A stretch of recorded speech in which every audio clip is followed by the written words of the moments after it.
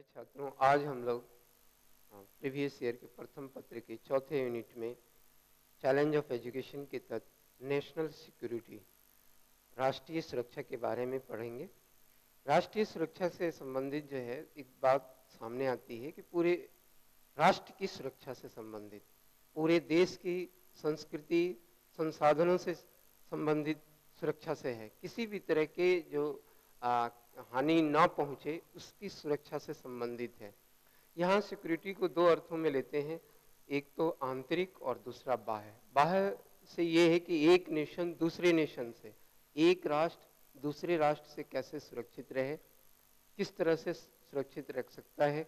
क्योंकि आज वर्तमान समय और परिप्रेक्ष्य में देख रहे हैं, जो विज्ञान ने जितनी अत्याधुनिक सुख सुविधाओं को प्रोवाइड कर दिया है या आविष्कार हुई है, ये सारी चीजें कहीं न कहीं एक आंतरिक आवश्यकताओं को पूरा करने में सक्षम तो नहीं, लेकिन हाँ कुछ हद तक पूर्ण कर रही है। लेकिन अपने दिन प्रतिदिन जो मनोभाव बढ़ रहे हैं, एक राष्ट्र दूसरे राष्ट्र के लिए विध्वंसक के आविष्कार भी किए हैं अपनी सुरक्षा की दृष्टि को देखते हुए। लेकिन कभी कभी कोई राष्ट्र किसी दूसरे राष्ट्र के प्रति गलत दृष्टिकोण अपनाए या किसी तरह की उनकी मतभेद की बातें आए, तो जब एक राष्ट्र दूसरे राष्ट्र से किसी तरह के युद्ध की स्थिति होती है या किसी तरह की अशांति का दौर आता है, तो हम देख रहे हैं कि जो अत्याधुनिक जो विज्ञान ने तरक्की की है, जहाँ एक बहुत प्रगति एक अभिशाप के रूप में भी है, जैसे परमाणु बम और ये सब चीजों का आविष्कार हुआ, तो इसका गलत यदि दुरुपयोग होता है तो यहाँ पर गलत दुरुपयोग से कैसे उसको रोके, ये राष्ट्रीय सुरक्षा वहां पर कैसे हम डेवलप करें ताकि ये स्थिति न बनने पाए। तो इस तरह से हम विचारों को रखते हुए एक राष्ट्रीय सुरक्षा की बात सोची गई कि एक तो बाह्य रूप से कि जो बाहर दूसरे राष्ट्र से हम कैसे सुरक्षा रखें, वो बाहरी रूप है। आंतरिक रूप जो हम अपने देश में रहने वाले लोग, जैसे एक ही राष्ट्र के विभिन्न तरह के समाज के लोग आपस में मिलजुल के रह रहे हैं, अपने सारी क्रियाकलापों को कर रहे हैं, इसमें भी कुछ ऐसी चीजें हैं जो आंतरिक रूप से सुरक्षा की आवश्यकता है, जैसे आतंकवाद से या इस तरह के भी जो नेशनल सिक्योरिटी को प्रभावित करती है। और शिक्षा इसमें महत्वपूर्ण रोल अदा कर सकता है। तो शिक्षा के क्षेत्र में राष्ट्रीय सुरक्षा के जो अपनाने की बात हो रही है, वो यहीं से शुरू हो रही है कि राष्ट्रीय सुरक्षा के लिए जो शिक्षा का माध्यम है, शिक्षा के क्षेत्र में नेशनल सिक्योरिटी के लिए क्या क्या चीजें असुविधा है या चैलेंज के रूप में है, इसमें हम ये इन समस्याओं के बारे में चर्चा करेंगे। देखिए, राष्ट्रीय सुरक्षा में आने वाली समस्याओं के जो कारण और निदान दोनों एक ही साथ हैं। कारण है जनसंख्या। देख रहे हैं अपने देश की जनसंख्या को ही ले, आजादी से लेकर के अब तक कितनी तीव्र गति से जनसंख्या बढ़ रही है। ये जनसंख्या का भार चाहे इकोनॉमिकल हो, चाहे सोशोलॉजिकल हो, या उनके लिए संसाधनों की जुटाने की बात हो, उनके लिए रोजगार के करने की बात हो, अगर वो सही ढंग से विकास नहीं होता है तो कहीं ना कहीं उनके मन में असंतोष की भावनाएं पैदा होती है और यही असंतोष उनको राष्ट्रीय सुरक्षा विघ्न करने की कहीं न कहीं चीजें समझ में आती है, क्योंकि उनकी दैनिक आवश्यकताओं की पूर्ति के लिए उन्हें कुछ चाहिए। तो वो कहीं गलत दृष्टिकोण या कहीं गलत एटमॉस्फेयर में हो जाने से आम जो जनता है, वो आम जनता जनसंख्या अगर शिक्षित नहीं हो पाती है तो वो भटक जाती है। तो उसमें राष्ट्रीय सुरक्षा की मापदंडों को देखते हुए कहीं ना कहीं कमी आती है, सुरक्षा प्रभावित होती है। जनसंख्या शिक्षित नहीं होंगे तो वो उस राष्ट्र का नवनिर्माण भी ठीक से नहीं होगा और आंतरिक सुरक्षा एक तरह से खराब होगी। और वो आंतरिक सुरक्षा खराब होने के बाद राष्ट्रीय सुरक्षा दूसरे राष्ट्र के लिए भी एक मौका मिलता है ये चीजें उनको हावी होने के लिए। तो उस दृष्टि से देखते हुए कहीं ना कहीं जनसंख्या, विशेष रूप से पूरी जनसंख्या का शिक्षित होना या जनसंख्या के साधनों की कमी का होना या जनसंख्या के लिए पूरे रिसोर्स का कम होना या उनके साधन से, तो मेन जनसंख्या के ऊपर सारी चीजें निर्भर कर रही हैं कि अगर जनसंख्या कंट्रोल में रहे तो हम राष्ट्रीय सुरक्षा कर पाना ज्यादा सही है। छोटा सा एक देश देखिए, जापान, उसकी जनसंख्या को देखिए, आज वो कितना सही ढंग से अपने राष्ट्रीय सुरक्षा को लेकर के हो या किसी भी क्षेत्रों में हो, वो काफी अव्वल है। उसका कारण ये है कि वहां की जनसंख्या कंट्रोल में है, वहां की जनसंख्या कंट्रोल में होने के साथ उनके रिसोर्सेज के साधन पर्याप्त हैं, अब उनका डेवलपमेंट करने का मौका पूरा मिल रहा है। तो ये सारी चीजें जनसंख्या पर निर्भर करती हैं। अगला है राष्ट्रीय सुरक्षा के लिए बेरोजगारी। बेरोजगारी भी राष्ट्रीय सुरक्षा को कहीं ना कहीं हद तक प्रभावित करती है। शिक्षा में ये देखा गया है कि बेरोजगार जो लोग हैं उनको रोजगार मुक्त कैसे करें। शिक्षा के माध्यम से हम चला तो रहे हैं, लेकिन ये बेरोजगारी फिर भी कम नहीं हो पा रही है। तो ये बेरोजगारी जैसे जैसे बढ़ेगी, जैसे जनसंख्या अनकंट्रोल हो रहा है, तो वो कंट्रोल होने के दायरे में नहीं होगा तो बेरोजगारी की संख्या भी बढ़ेगी। और ये बेरोजगार ही कहते हैं खाली दिमाग शैतान का घर होता है। तो वो बेरोजगार लोग, इसमें दोनों तरह के लोग, एक शिक्षित बेरोजगार, एक अशिक्षित बेरोजगार, ये दोनों तरह के बेरोजगार लोग कहीं ना कहीं आंतरिक सुरक्षा को खंडित करते हैं और बाद में आंतरिक सुरक्षा के साथ साथ वो राष्ट्रीय सुरक्षा को भी खंडित करने में सहयोग देने लगते हैं। इसलिए ये चाहिए कि अपने राष्ट्रीय सुरक्षा को बनाए रखना, अच्छे तरह से रखना है, तो बेरोजगारी की संख्या जो है कम करनी होगी। ऐसे संसाधन जुटाने होंगे, ऐसे शिक्षा में प्रावधान करने होंगे या ऐसी चीजें करनी होगी जो शिक्षा के माध्यम से बेरोजगार कम हो और नेशनल सिक्योरिटी, जो राष्ट्रीय सुरक्षा की बात है, उसको हम अव्वल कर सकें, अच्छा रख सकें। तीसरा है भ्रष्टाचार। आज शायद ही कोई ऐसा क्षेत्र है जिसमें सुनने को नहीं मिलता। आए दिन आपको देखने में आएगा कि हर क्षेत्र में कोई ना कोई ऐसे भ्रष्टाचार का उदाहरण मिलता है। किसी भी काम की बात हो या कोई काम कराना हो, उसमें आपको अगर नियमबद्ध तरीके से नहीं हो रहा है तो और नियम की तहत या यूं कह ले अपने भाई भतीजेवाद या किसी जानकार या किसी की तरह कोई काम करा लेना, ये एक नियम से हटकर काम कराना या कुछ ऐसी बातें जो नहीं हो सकती हैं उनको आप अप्लाई कराना, ये कहीं ना कहीं वो भ्रष्टाचार फैलाने में योगदान कर रहे हैं। तो इस भ्रष्टाचार को भी ध्यान में रखना है। अगर भ्रष्टाचार सीमित नहीं, खत्म नहीं हुए तो राष्ट्रीय सुरक्षा खंडित होगी। शिक्षा उसमें महत्वपूर्ण रोल अदा करती है। शिक्षा के माध्यम से हम भ्रष्टाचार को खत्म करने में कुछ हद तक प्रयास कर सकते हैं और किया जाना चाहिए ताकि राष्ट्रीय सुरक्षा को बनाया जा सके। भ्रष्टाचार को खत्म करने के लिए शिक्षा के पाठ्यक्रमों में ऐसे पाठ्य सामग्रियों के अंतर्गत कैरिकुलम में समाहित किया जाना चाहिए ताकि इन भ्रष्टाचारों के से संबंधित चीजें भविष्य में मूल्यों के द्वारा जो शिक्षा दी जाए और आगे आने वाले समय में वो भ्रष्टाचार कम हो सके, ताकि हमारी जो आंतरिक सुरक्षा खंडित न हो और बाह्य सुरक्षा भी खंडित न हो पाए। अगला है नगरपालिका का लचीलापन। नगरपालिका, हम देखते हैं कि जो हमारे नगर की जो नगरपालिका है, जो कानून से संबंधित, जो नियमों के संबंधित पालन का कार्यकार देखरेख का है, उनके नियमों में बहुत ही फ्लेक्सिबिलिटी है। ये फ्लेक्सिबिलिटी जो है कहीं ना कहीं व्यक्ति को अनैतिक कार्य की ओर जाने के लिए मौका देती है। इस तरह की जो चीजें हैं उनको थोड़ा कंट्रोल करना होगा। ये प्रजातांत्रिक देश है। प्रजातांत्रिक देश में जहां नियमों के फॉलो करने की बात है, वहां फॉलो एक कठोरता से भी करने की जो आवश्यकता है वहां की जानी चाहिए। हर जगह लचीलापन नहीं रखा जाना चाहिए, क्योंकि ये लचीलापन होने से, फ्लेक्सिबिलिटी होने से उसमें कहीं ना कहीं व्यक्ति अनैतिकता की ओर जाता है और अनैतिकता ही वो कहीं ना कहीं आंतरिक सुरक्षा को खंडित करेगी और आंतरिक सुरक्षा जब खंडित होगी वो नेशनल लेवल पर कहीं ना कहीं राष्ट्रीय सुरक्षा की भी बात शामिल हो जाती है।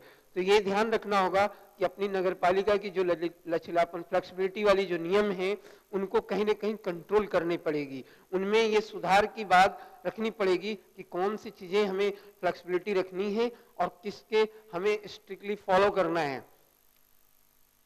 अगला है प्राकृतिक आपदाएं। राष्ट्रीय सुरक्षा को प्राकृतिक आपदाएं भी काफी हद तक प्रभावित करती हैं।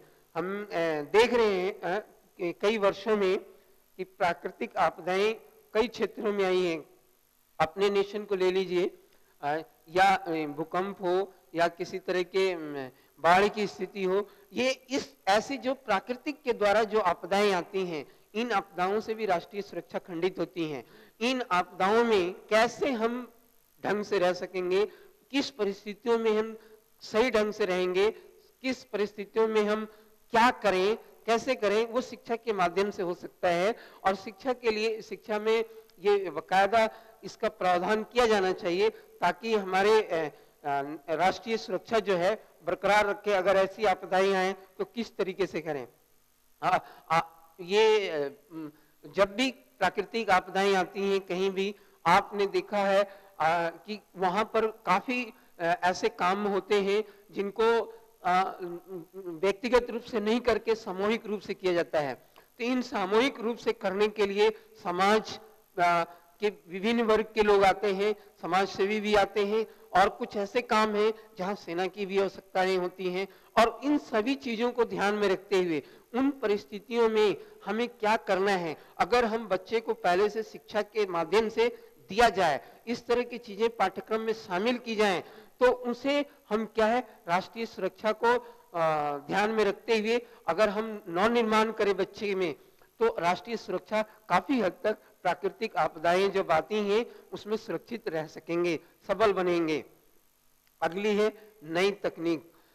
राष्ट्रीय सुरक्षा का अगर खतरा किसी चीज से है तो ये लेटेस्ट इंफॉर्मेशन, जो लेटेस्ट टेक्नोलॉजी है, इससे है। आप कहीं भी देखिए, आज जो ये तकनीक है पूरे दुनिया को एक गांव में तब्दील कर दिया गया है, यानी दूरियां कम कर दी गई हैं।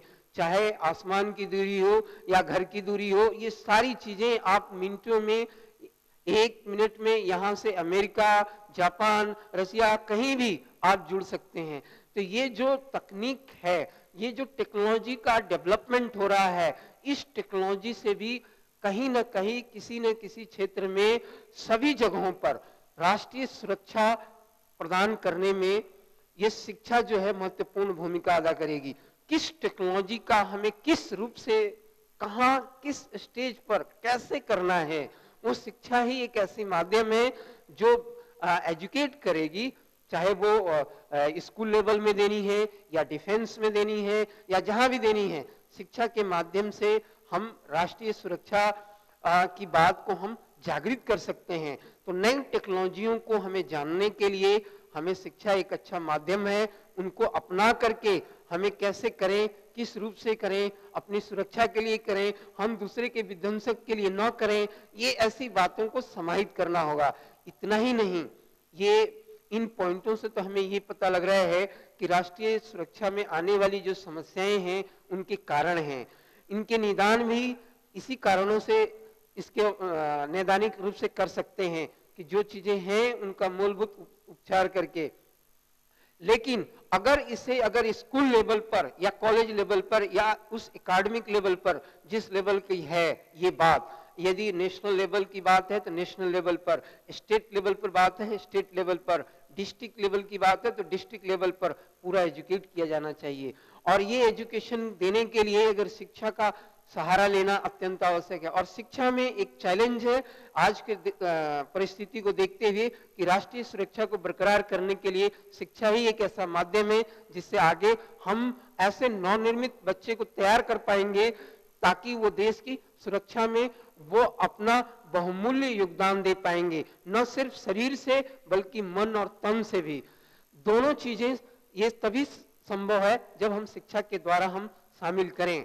तो राष्ट्रीय सुरक्षा के लिए इन चीजों को देखते हुए अब एक ये ध्यान में आ रहा है कि इसके लिए हम जब प्रावधान करेंगे शिक्षा में तो चैलेंज एक चीज और आएगी, वो है निर्माण के लिए कुछ कैरिकुलम में उसके लिए क्या मेथड हो, उसके लिए क्या प्रशिक्षित टीचर हो, और टीचर को दोनों तरफ से, व्यक्तिगत रूप से भी और सामूहिक रूप से भी, दोनों रूपों से यहाँ पर एक महत्वपूर्ण रोल अदा करना होगा टीचर को कि राष्ट्रीय सुरक्षा के लिए वो किस रूप में अपने आप को प्रेजेंट करे, एक आदर्श रूप में, व्यक्तिगत रूप में, और व्यक्तिगत सलाह दे कि कैसे आपके राष्ट्रीय सुरक्षा होगी, आपकी सुरक्षा कैसे होगी, समाज की सुरक्षा कैसे होगी और पूरे राष्ट्र की सुरक्षा कैसे होगी।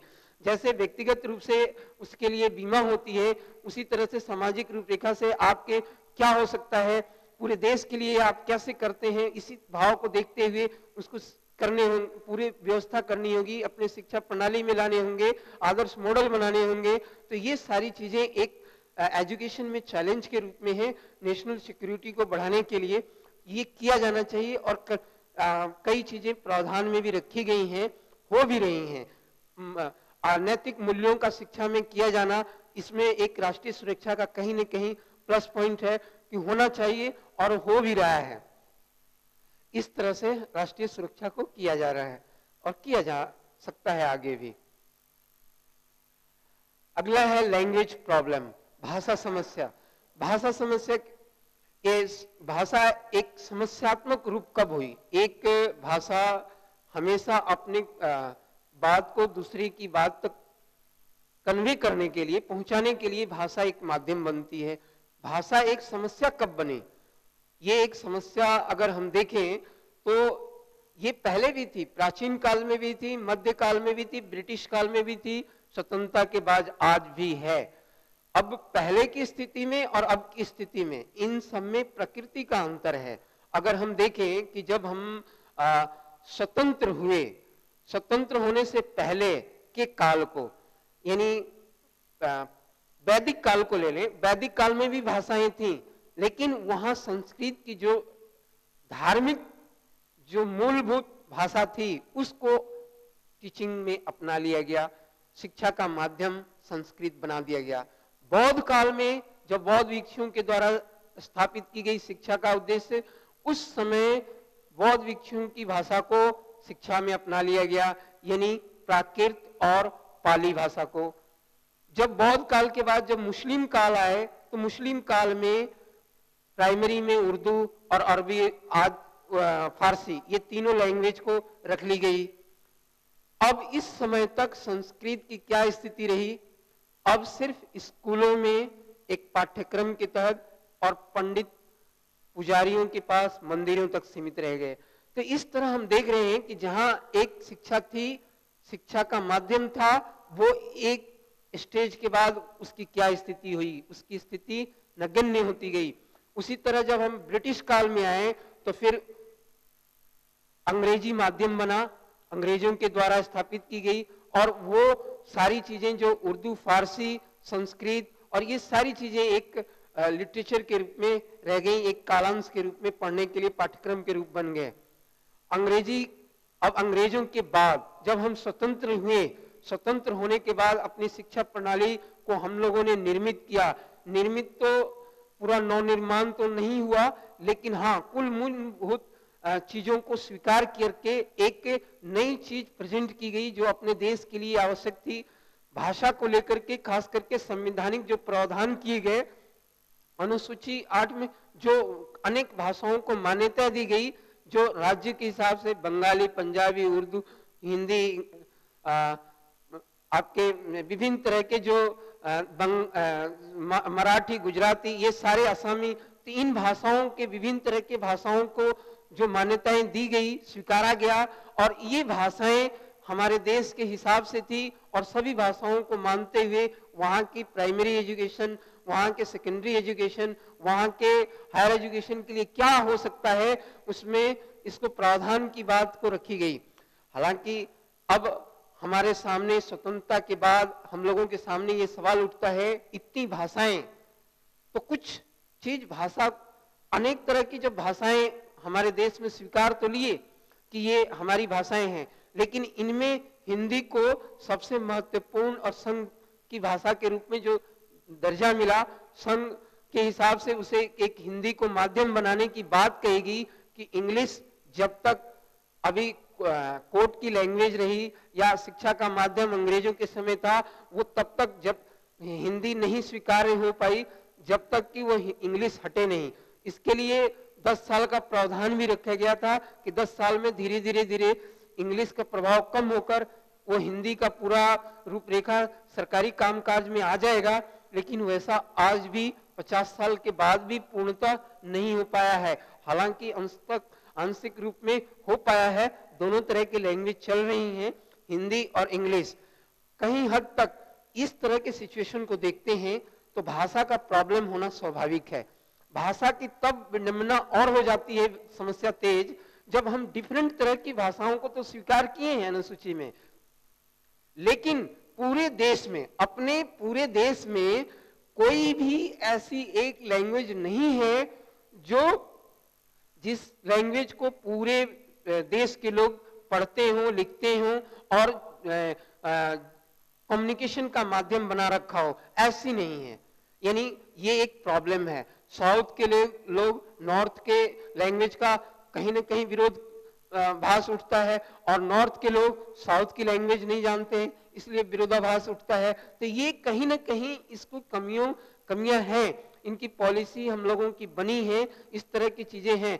तो कुछ ऐसे सवाल उठते हैं कि भाषा की समस्या से संबंधित, कि हम कौन सी भाषा को सर्वमान्य भाषा माने, किस भाषा को हम सबसे महत्वपूर्ण माने, और किस क्षेत्र में, जैसे शिक्षा के किस स्तर पर, लेवल पर, माध्यमिक, प्राइमरी और विश्वविद्यालय, कॉलेज लेवल पर, हम किस स्टेज पर क्या क्या लैंग्वेज को सिखाएं, ये भी एक समस्या है। तीसरी समस्या ये है कि प्रत्येक भाषा की क्या महत्ता होनी चाहिए, क्या इंपॉर्टेंस होनी चाहिए, चाहे संस्कृत हो, पाली हो, प्राकृत हो, या जो भी हमारे उर्दू, फारसी या इंग्लिश जो भी है, उसकी क्या इंपॉर्टेंस होनी चाहिए, ये भी एक प्रॉब्लम भाषा में आ रही है। फिर अगला प्रॉब्लम ये है कि हम किस माध्यम से शिक्षा को आगे हम बढ़ाएं, ताकि सभी लोगों को ये शिक्षा जो है एक प्रोवाइड हो सके, एक तरह से आगे बढ़ सके। तो इस तरह की जो भाषा में समस्याएं उत्पन्न हुई हैं, इन समस्याओं को देखते हुए हम देख रहे हैं कि प्राचीन काल से भाषाएं थी। पहले भाषा के साथ जो प्रॉब्लम थी, उसका नेचर जो था वो नगण्य था। बाद में स्वतंत्र काल तक आते आते इस भाषा की जो समस्या थी बहुत विकट स्थिति में होगी, बहुत विस्तारित हो गया ये समस्याएं। तो ये सबसे बड़ी जो समस्याएं हैं, इन समस्याओं के निदान करने होंगे, तभी जाकर ये शिक्षा की जो आज भाषा की जो समस्या है शिक्षा में, वो निदान हो पाएगा। अब हम भाषा की समस्या के कारण और निदान के बारे में चर्चा करेंगे। पहला कारण है शासन एवं न्यायिक भाषा। पहले अंग्रेज के जमाने को ही देख लें, ब्रिटिश काल में जो शासन था, या उससे पहले भी, उनके शासन का तो अलग है लैंग्वेज, और न्यायिक भाषा कुछ और ही कह रही है। यदि हम देखें तो शासन का अंग्रेजी के माध्यम से ब्रिटिश काल में हुआ, न्याय की भाषा भी अंग्रेजी रही, लेकिन टीचिंग कैसे हो रहा है? हिंदी में हुआ। क्यों? अब कम्युनिकेशन यहाँ की जनता क्या कर रही है? अधिकांश अपनी रीजनल लैंग्वेज में कर रही है। तो कितना डिफरेंस है। हम हिंदी की शिक्षा कर रहे हैं, अंग्रेजी हमारी कोर्ट की लैंग्वेज बनी हुई है, आज भी अंग्रेजी कोर्ट की लैंग्वेज में ज्यादातर देखने में आ रही है। तो ये क्या है? शासन के तंत्र में देखिए आप, प्रत्येक स्टेज में इंग्लिश का एम्फेसिस है। तो ये जो चीजें हैं, कहीं ना कहीं भाषा की समस्या को बढ़ा रही है। इसे खत्म करना होगा। आप कई देशों में देखेंगे, चाहे चाइना हो, जापान हो या रशिया हो, वहां की जो लैंग्वेज है, वहां की मूलभूत चीजें जो हैं, वहां के हिसाब से वहां की टेक्नोलॉजी भी वहां की लैंग्वेज में मिलेगी। आप विदेश की कोई कंपोनेंट्स खरीद कर देखिए, या कोई इक्विपमेंट्स खरीद कर देखिए, कोई अत्याधुनिक सामान देखिए, उसके साथ जो आपके कैटलॉग आते हैं, एक इंटरनेशनल लेवल की इंग्लिश की आती है, और बाकी उस देश की लैंग्वेज का एक होता है। ऐसा क्यों है? ऐसा इसीलिए है कि वहां की भाषा, वहां के देश के लोगों के लिए जो भाषा है वो प्रॉब्लम ना बने। तो ऐसी चीजें अपने देश में भी लगानी है, अपने देश में भी अपनाने होंगे कि हमें न्याय शासन दोनों की लैंग्वेज एक हो। हम एजुकेशन भी उसी माध्यम से ग्रोथ करें, ताकि भाषा की समस्या ही उत्पन्न ना हो। हम इंटरनेशनल लैंग्वेज को भूल नहीं सकते, आज की मांग है। इसमें कहीं भी विरोधाभास नहीं होनी चाहिए, क्योंकि वो आने वाले समय में ये और भी मांग बढ़ेगी। दूसरा, संप्रेषण भाषा। हम कम्युनिकेशन किस भाषा से करते हैं? टीचिंग हम किसी और मेथड से करें। बच्चा अगर पढ़ रहा है स्कूल में, वो इंग्लिश मीडियम में पढ़ रहा है, ठीक है, या हिंदी मीडियम में पढ़ रहा है, ये भी ठीक है, लेकिन उसके घर की भाषा क्या है? मारवाड़ी है, गुजराती है, बंगाली है, या कोई और भाषा। बच्चे के ऊपर ये बात कहीं ना कहीं प्रेशर बनती है, बच्चे के अंदर इस बात का प्रभाव पड़ता है बच्चे के अंदर। हालांकि इससे इस प्रभाव में वो सीखता है, कल्चर घर का जो लैंग्वेज है वो अच्छी तरह से सीखता है, बाकायदा स्कूल की लैंग्वेज से तुलनात्मक वो घर की लैंग्वेज वो जल्दी से अच्छे से बिना ज्यादा मेहनत किए सीखता है, क्योंकि उसे एटमॉस्फेयर मिलता है। और ये चीज हमेशा ध्यान में रखनी चाहिए कि जो कम्युनिकेशन का हमारा माध्यम है उस माध्यम में को ध्यान में रखते हुए शिक्षा का भी माध्यम क्रिएट करें, ताकि ये चीजें जो है संतुलन बना रहे, बच्चे के अंदर भाषाएं की किसी तरह की समस्याएं उत्पन्न ना हो। तीसरा है अंग्रेजी शासन का प्रभाव। हम देख रहे हैं कि जो स्वतंत्रता से पहले का काल, इतिहास साक्षी है कि अंग्रेज के शासन काल में जो इंग्लिश का इम्फेसिस रहा, उन्होंने जो हिंदुस्तानी शरीर के अंदर अंग्रेज की प्रवृत्ति को, अंग्रेज के माध्यम से सोचने की प्रवृत्ति को जो डालने का प्रयास किया उन्होंने शिक्षा के माध्यम से, उस प्रणाली को हम पूर्णतः खत्म नहीं कर पाए हैं। उसका प्रभाव आज भी देखने को आ रहा है, चाहे वो मैकेलो प्रणाली हो शिक्षा का, वो ये सारी चीजें अंग्रेजी शासन का प्रभाव कहीं ना कहीं भाषा पर आज भी पड़ रहा है। अगला है दक्षिणी राज्यों की हिंदी विरोधी नीति। अब साउथ के लोग नॉर्थ की भाषा नहीं जानते तो उन्हें डिफिकल्टीज होती हैं, नॉर्थ के लोग साउथ की लैंग्वेज नहीं जानते हैं तो उनको डिफिकल्टीज होती है। इन दोनों लोगों के बीच जो विरोधाभास है इसको पाटना चाहिए, इसको खत्म करनी चाहिए, कंट्रोल धीरे धीरे धीरे धीरे समझने की कोशिश की जानी चाहिए, ताकि जो लैंग्वेज की समस्या है वो बढ़े नहीं, कम हो। ये एक अंतराल में ऐसा हो कि साउथ के लोग नॉर्थ की लैंग्वेज सीखें, नॉर्थ के लोग साउथ की लैंग्वेज सीखें। इसके लिए प्रावधान भी किए गए, कमीशन और पॉलिसी दोनों में प्रावधान है, लेकिन उस पर अच्छे तरह से अमली जामा पहनाने में नाकाम हो गए, जिसकी बदौलत आज भाषा की समस्या विकराल रूप में बनी हुई है। इसे ध्यान में रखना होगा, इस विरोधाभास को खत्म करने होंगे। अगला है त्रिभाषा सूत्र एक समझौता। जहां तक लैंग्वेज की बात हम लोग कर रहे हैं, तो जो कमीशन में भी कही गई है 3 लैंग्वेज फॉर्मूला के रूप में, ये एक फॉर्मूला जो था, एक समझौता था एजुकेशन को आगे बढ़ाने के लिए, एक पैमाना, एक स्टैंडर्ड में देने के लिए कि नॉर्थ की लोग साउथ की एक आधुनिक भारतीय भाषा सीखें और साउथ के लोग एक नॉर्थ की मॉडर्न लैंग्वेज को सीखें। ये एक समझौता था। कहीं न कहीं इस चीज का बात कही जा रही थी कि एक रीजनल लैंग्वेज हो, एक राष्ट्रभाषा जो हिंदी को मान्यता दी गई थी, एक वो इस तरह से एक तरह से उस समझौते के रूप में सामने आ गई। जब हम इम्प्लीकेशन किए अपने शिक्षा में तो ये एक समझौता का रूप रहा, जो भाषा को कहीं न कहीं भाषा की समस्याओं को खत्म करने में कम असर हो पाया। अगला है सरकारी नौकरियों में अंग्रेजी को प्राथमिकता। हम देखते हैं चाहे किसी भी क्षेत्र में रोजगार की बात करते हो, वहां आजकल अंग्रेजी का एम्फेसिस और बोलबाला है। आप कहीं भी जाएं, चाहे वो पढ़ाई लिखाई का क्षेत्र न ही हो, तब भी वो सोचते हैं कि हमें अंग्रेजी पढ़ा लिखा व्यक्ति मिले, ताकि कभी ऐसा कोई काम आए तो हम उनसे ये काम निकाल लें। ऐसा जो सोच की प्रक्रिया है, इस सोच को बदलनी होगी कि हम अंग्रेजी पढ़े लिखे लोगों को ही सिर्फ नौकरियों में रखेंगे। इस तरह की सोच को कम करनी होगी। धीरे धीरे ऐसी स्थिति में बिल्कुल ही समाप्त करनी पड़ेगी, तभी जाकर भाषा की समस्याओं से हम खत्म कर पाएंगे। अगला है क्षेत्रीय भाषाओं एवं संपर्क भाषा। इन दोनों भाषाओं में हम समन्वय रखें।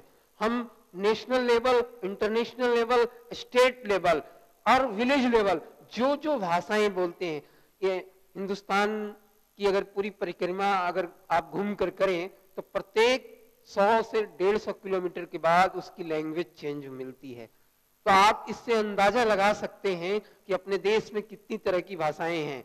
तो ये जो क्षेत्रीय भाषाएं हैं, संपर्क भाषा जो है, इन दोनों भाषाओं में समन्वय की स्थिति उत्पन्न की जानी चाहिए, ताकि भाषा की जो समस्या है वो न हो सके। तो इस तरह से हम भाषा के कारणों और निदान को हम समझ सकते हैं।